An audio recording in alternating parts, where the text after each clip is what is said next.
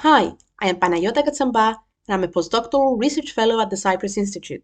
Celebrating the International Day of Women and Girls in Science, I would like to share with you my own journey in STEM, and in particular, my studies of the microcosmos.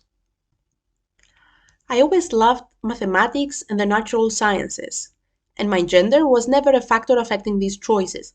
I just followed what I loved.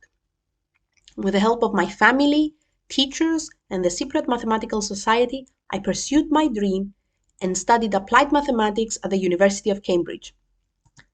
During my studies, I became passionate about fluid mechanics and decided to specialize in this topic during my master.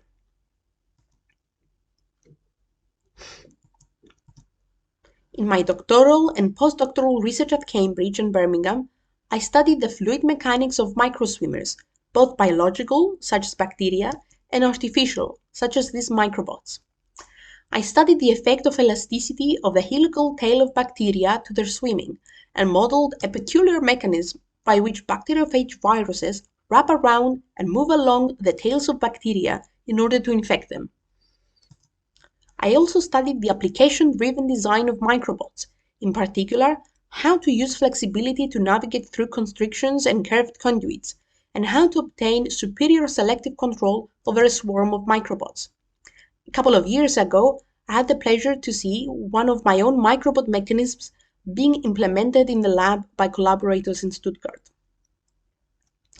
At the Cyprus Institute, my research is focused on the development of data-driven, multi-scale computational approaches for the modeling of complex molecular systems, such as these polymer stars. We use a combination of atomistic simulations on a supercomputer and statistical analysis tools. So this has been my journey in STEM so far, and I would like to encourage all of you, either girls or boys, to pursue your dreams. If you love science, then go ahead. With effort and persistence, you can do it. Thank you.